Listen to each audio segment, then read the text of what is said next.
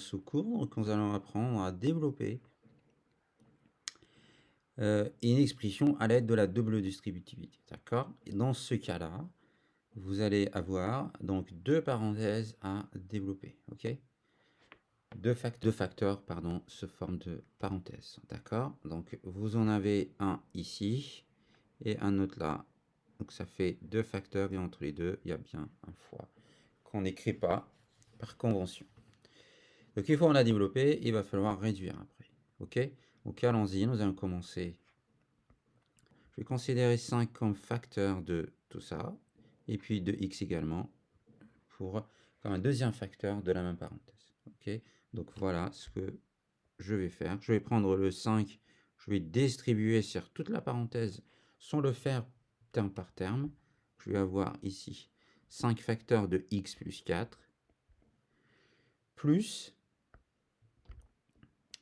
je vais refaire exactement la même chose avec 2x que je vais considérer comme facteur commun de la parenthèse. Ok? Donc 2x qui est facteur commun de x plus 4. Donc voilà, ça vous évite de le faire directement. Et là, il y a un gros risque d'erreur. Très bien. Donc là, vous avez une autre expression qui est beaucoup plus facile que la première. Et là, vous pouvez utiliser juste la simple distributivité pour les deux termes.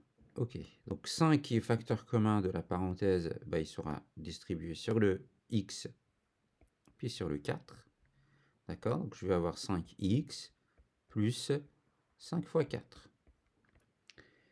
Pour la deuxième, je vais avoir 2x qui est facteur commun toujours de la parenthèse. Donc ça sera 2x fois x plus 2x fois 4. Ok? Et je vais continuer à réduire.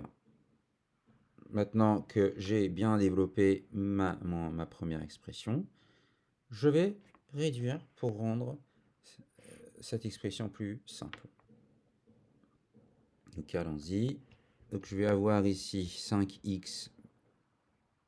Il ne change pas pour l'instant. Je continue, j'ai un 5 fois 4. 5 fois 4 c'est 20. J'ai 2xx. Alors on avait dit x fois x c'est x carré. Donc 2x carré. Plus 2x c'est 2 fois 4 fois x. D'accord? Donc ça va faire 8. Je vais multiplier que ces deux-là. Et le x, évidemment, est inconnu. Il reste comme facteur variable. Ou comme une variable. Je vais encore regarder s'il n'y a pas d'autres facteurs semblables. D'autres termes semblables, pardon. Donc ici, je vois bien que 5x est bien semblable à 8x. Donc j'ai 5x ici et j'en ai 8 là. Je vais essayer de les calculer ensemble, de les additionner. Je vais avoir 5 plus 8, ça fait 13. Donc 13x.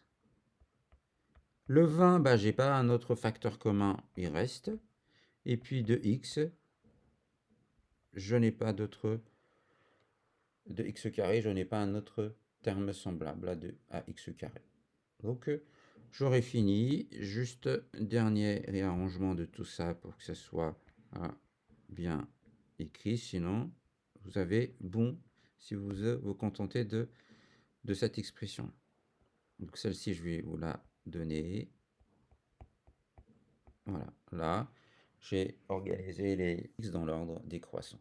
Le carré, le 1, enfin le 2, puissance 1 et ainsi de suite, puissance 2. Mais ça, c'est pas obligatoire, évidemment, pour vous.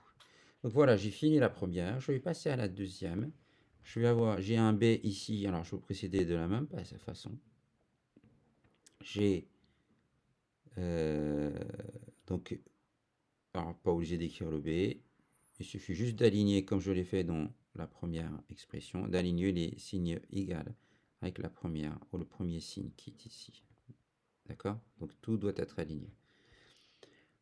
Donc on a dit b égale à 2y moins 9 facteur de 3 moins 5y.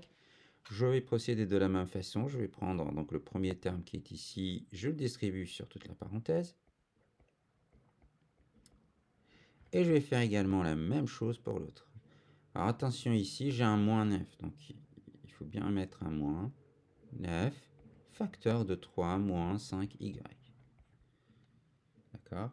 Une fois cela fait, je vais venir ici et je vais appliquer la simple distributivité de 2y sur la parenthèse. Donc je vais avoir 2y qui est le facteur commun distribué sur le 3 moins toujours 2y distribué sur 5y. Alors le moins que je viens de mettre ici, j'aurais pu mettre un plus et mettre le moins avec le moins 5. D'accord? Ici, moins 5y. Ça aurait été, ici j'aurais mis un plus. Ok? Et là, un moins. Ça aurait été pareil, exactement. La même chose. Donc, voilà, attention, je vous le dis, faites attention à comment vous faites les choses et vous rattrapez au cas où vous êtes trompé. Donc,